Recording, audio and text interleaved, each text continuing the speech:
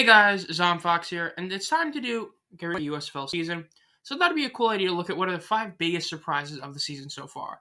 Now, naturally, these are my opinion, and these are based off things from either last year, this year, big off-season stories, and just sort of certain teams doing what they're doing or certain players. So without further ado, let's get started with the number 5 biggest surprise: the Pittsburgh Maulers finally have a good quarterback.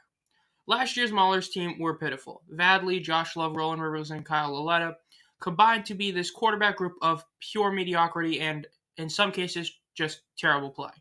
They ended up having guys play at different times. Vadley had a couple of great games. They got benched for no reason for Roland Rivers, and it just ended up being very whack.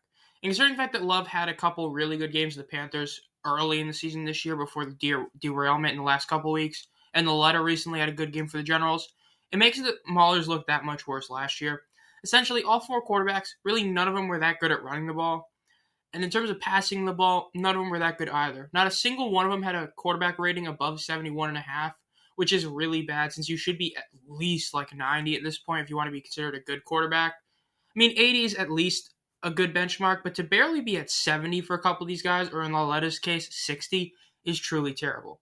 Essentially, all 4 of these guys were bad. They had very low pass yards per attempt. They all had sub 60% completion percentage. But this year, in the last couple weeks, they have finally found a quarterback in Troy Williams. In the last 3 weeks are the 3 weeks that Troy Williams has been the starter. He has played in both the first and second game, but the last 3 weeks he's been the starter. In those 3 games, the Maulers are 2-1 with a plus 20 point differential, and he has led the Maulers in rushing every single week he's been the starter. He currently has 207 rushing yards, which is far better than anyone last year, with a really solid 7.5 yards per carry for 2 rushing touchdowns to only 1 fumble that he's lost. In fact, he's only thrown 1 interception either. He accounts for 5 touchdowns and has only turned the ball over twice, which is a decent turnover or touchdown to turnover ratio. The amount of sacks he's taking could be a lot better, though. But his 85 quarterback rating is a lot better than anyone last year. It's 14 points higher than second place. He is throwing the ball at over 60% at 62.6%. Those passing yards per attempt are pretty low. He's been really solid the last couple weeks and essentially been getting better and better, it feels like. This last week ended up being Offensive Player of the Week. So the Maulers have finally found a legitimately good quarterback. And this is definitely a surprise because at the beginning of the year it looked really terrible. James Morgan was horrid for a couple weeks. But speaking of James Morgan, he helps to go to number 4. The number 4 biggest surprise is the big-name quarterbacks and their main flops. Now, one exception is McCloy Bethel-Thompson. A lot of CFL guys were like, he's not going to be that good or he was a bit overrated. And then you had a lot of USFL guys saying he's going to be really good. He's been really good. Look, he's played in all 5 games as a starter for the Breakers. Akil Glass had a lot of hype behind him, but he ain't even going to get to play. MBT is averaging just barely under a 67 completion percentage. He's averaging 7.6 yards per attempt. He has 1,300 passing yards already. He's on pace to shatter what last year's season high was. He has 40 rushing yards, which isn't a ton. He has turned the ball over a pretty substantial amount. He's turned the ball over 5 times total to his only 7 touchdowns. But overall, he's been the best quarterback in the league so far. He's been a monster. Dude's been a great guy so far. He had 1 bad week this week, but if he, rebounds next week, he can go back to being by far the best quarterback. Now, in terms of the flops, we have 3 of the biggest ones. Dakota Prukop had some hype, but the real hype was behind James Morgan and Carson Strong. There's been a couple other guys that he had, some hype from last year, but in terms of the new quarterbacks, these guys were the new quarterbacks that everyone thought was going to do good. James Morgan was a 4th-round pick in the NFL just a couple of years ago. Carson Strong was formerly viewed as a 1st-round pick before, his knees gave out. And Dakota Prukop just had a lot of hype behind him, and all 3 of these guys have been, 2 of them have been terrible, and Prukop has just been underwhelming. Well, Prukop does have a very solid 102 quarterback rating, so you think, why is he not that good? Well, the easy way to put it is the fact that he's not the starting quarterback, despite that. He wasn't hurt, it just never looked like he was as good as Johnson. The fact is, he's only thrown 25 passes, and it's just, if you watched him, you understand why he's not the starter. But his stats are decent, but he's overall been a pretty big disappointment. But James Morgan is where it's really bad. In the 2 games he started, he wasn't able to play through the whole game because how bad he was. He had 112 total passing yards. He threw 1 pick, no touchdowns. He took 2 sacks. He was having a terrible 3.9 yards per attempt. He just looked terrible, sub 50 completion percentage. And Carson Strong just got notified that he's on the IR now, which As a Panthers fan, it's a shame to see it to him, but hopefully we won't, hopefully Barry can actually get some time in. But Strong had been a major disappointment this year. Look, the fact is that he was supposed to be the guy that was very easily going to get a shot in the NFL, and instead he flopped every time he came into the field. It didn't help that they never let him be the true starter, but the fact is he came in multiple games and he threw for just barely 63 completion percentage, which is solid, but below 6 yards per attempt, throwing 2 picks to 1 touchdown for a 67 quarterback rating. Took 6 sacks, which is insane. Overall, these guys have been major disappointments, especially Strong and Morgan. And considering the fact that both these guys had a decent amount of hype behind them to be, legit good quarterbacks, especially Strong, it really is a shame, but it just is what it is. Now, the number 3 biggest surprise is going to be the Stars and Gamblers. These two teams are the biggest surprises on both different spectrums. Now, yes, the Stars have out of nowhere are just back in the playoff hunt thanks to just how insane the North is.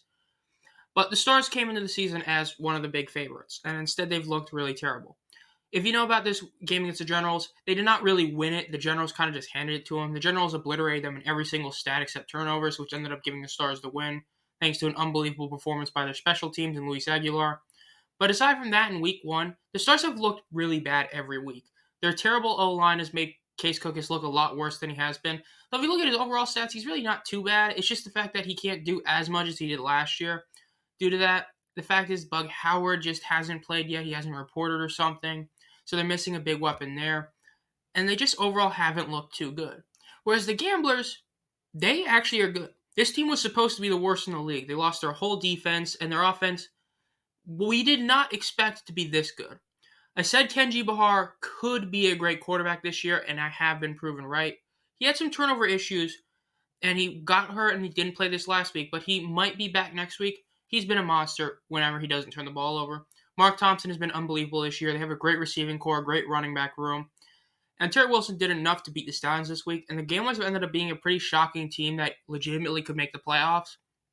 In fact, if the way they're looking, they might be able to beat the Breakers in a rematch and win the division as they're only 1 game behind them. So it definitely is pretty insane. The fact is the Gamblers look a lot better than anyone really expected them to, and they're definitely one of the biggest surprises of the season. Coming in at number 2 is going to be the home team records. We saw last year and this year with the XFL's Arlington Renegades. Restart? Okay.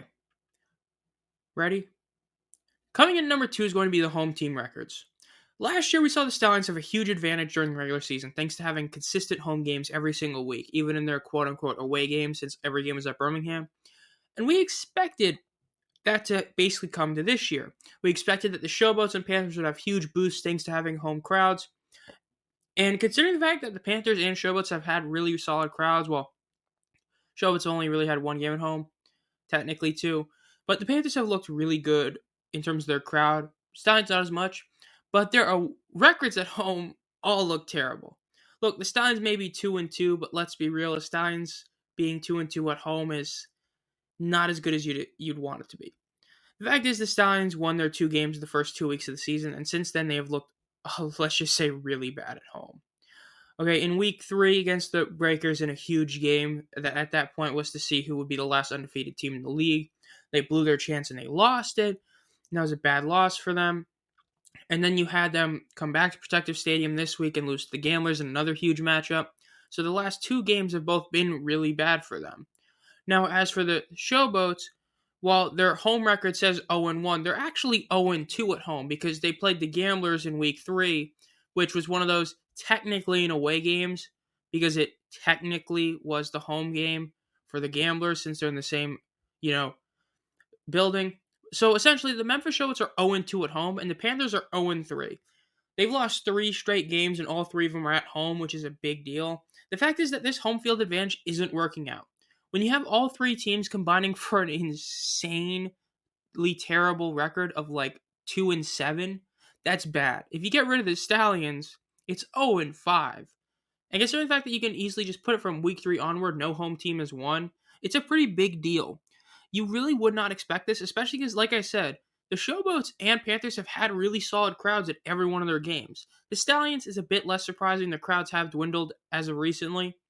But the fact that the home records have been so terrible is insane. It's definitely wild. Pretty insane. But the biggest surprise of the season, and I think we all should know what it is. It's the kicking.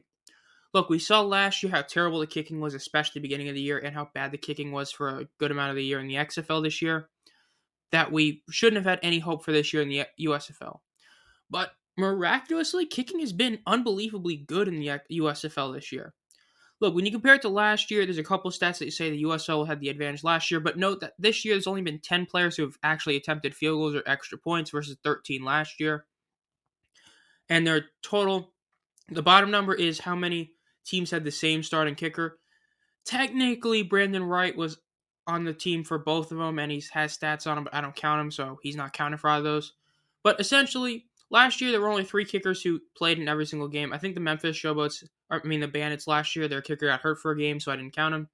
But the fact is that when you look at the kickers overall in the USFL this year, there are 4 kickers who have a 90% field goal percentage or better versus 1 from last year.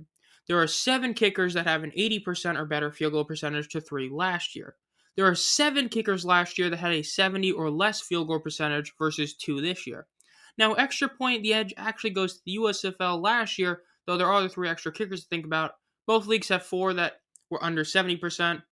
This year, there's 3 and 6 in terms of 90 and 80%, and in the 2022 USFL is 4 and 7.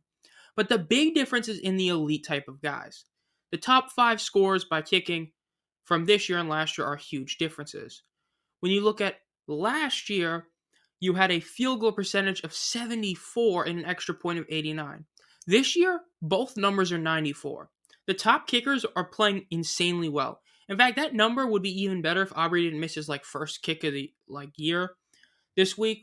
But we've seen some insane performances. We've seen 3 separate performances of 5 for 5 or better in field goals. I believe it was Chris Blewett. We had Matt Coughlin do it in week 1. And then we had, of course, Luis Aguilar's performance this week, where it's just insane, where these guys are kicking field goals. And, I mean, the kicking has been unbelievable this year. People will not be shocked if we end up having 3-4 kickers from this league end up getting tryouts and potentially signing the NFL team, especially Aguilar, how great he was. The fact is that we have, I believe it's 3 kickers that still haven't missed a field goal in the league this year, whereas none of them did that last year. Aubrey held it for a while, but this year, he's already not at 100%. We still have multiple guys doing that, which is insane. Kicking has definitely been the biggest surprise, and the fact that it's as good as it is this year is insane. So overall, that'll do it for the top 5 biggest surprises of the USFL midseason 2023. If you enjoy this content, make sure to subscribe and hit the bell. We do at least 3 videos a week during the season. As always, have a great night.